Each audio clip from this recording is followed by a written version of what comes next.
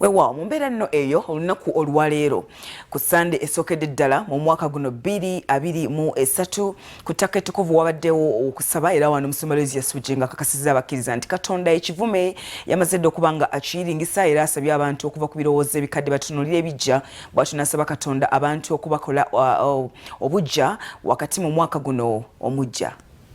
Wadde abakkiriza basuze ku ttaka ettukuvu eri Kanane mu kusaba kwa Vision Night 2022 leero bakedde mu kusaba okw'olusooka omwaka nga kukulembeddwamu Omusumbalezi Bujjingo wa House of Prayer Ministries International. Asoose kubawa alipoota ku bantu abawaddeyo obulamu bwabwe eri Katonda olunaku lw'eggulo n'abasumba ab'enjawulo. Abange nnyina amawulire amalungi, bantu baffe, abantu balokoka, abantu bawona.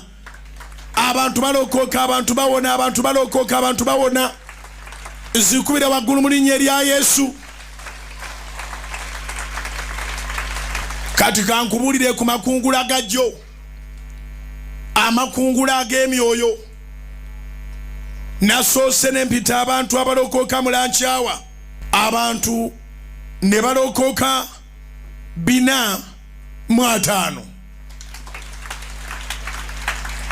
Pastor Kayizi bwe yabadde abuulira enjiri n'ayita abalokoka ne balokoka 276 nga tumaliriza olukuŋŋaana.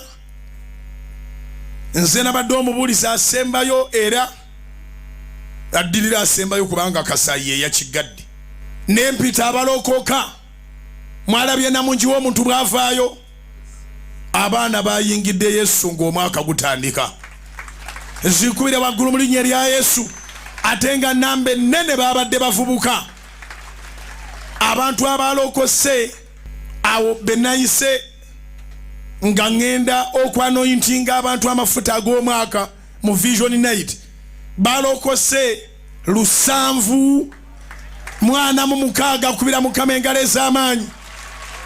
746 olimba wandizi kubidde waggulu wadde oli munafunafumu.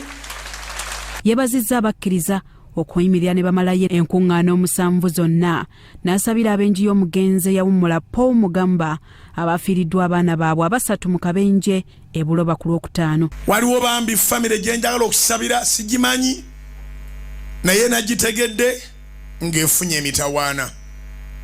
Ng'omusumba ekinfuula omusumba kuteeka bigere byange mu ngatto z'abalala.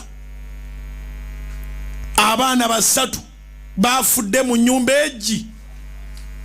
Abaana 3 bafudde mu nnyumba emu. Omwaka bagumaliriza si bulungi. Era kyemanyi ndowooza abaana abo bandibanga bakuziikibwa ku Monday oba ku Tuesday. Nsabanga abalokole tuyimuse emikono gyaffe tusabire abazadde abo, tusabire abaana abasigaddewo, tusabire famire, tubasabire Katonda abanyweze amazima ga Katonda. Awo tuwali kika kyanjiri kyobuulirawo, awo tuwaliwo bigambo bizaamu maanyi byogamba taata oba byogamba maama, okujjako nga Prince of Peace Yesu yayingidde emitima gyabwe naye tuwali mulala. Mu bubaka bwe asinzidde mu kitabo ekitukuvu Joshua 5 n'ategeeza nti Katonda ajjeewo ekivume bw'atyo n'akalaatira abakkiriza okuva ku birowoozo ebikadde mu bwongo bwabwe. Abakubiriza okuleka ebyekwaso byonna ebibadde mu mwaka omukadde wabula balowooze ku bipya mu mwaka guno nga beesiga Katonda. N'olwekyo kikulu nnyo okuyingira mu mwaka n'ofuna amagezi g'omwaka ogwo. Kijja kuba kya busiru nnyo okubeera ku mulimu gwo ku Monday oba Tuesday naye ng'ebirowoozo bikyali mu ngeri gye wakolamu wiiki eyaggwa mu mwaka ogwaggwa. So prepare your mind for a new thing. Alangiridde nti okutandika olunaku lw'enkya ekisiibe ekiggulawo omwaka kitandika era wakusiiga abakkiriza amafuta bw'atyo n'abakubiriza okuleeta ebyokusabira. N'olwekyo tugenda kutandika wiiki esooka officially ng'etandika lwa Monday. Fe aba House of Prayer n'emikwano gyaffe aba Salt Media ababeera ku Salt Media wonna ffenna tukimanyi nti tutandika na kisiibo omwaka ogutandika n'ekisiibo tolina ky'ogugamba.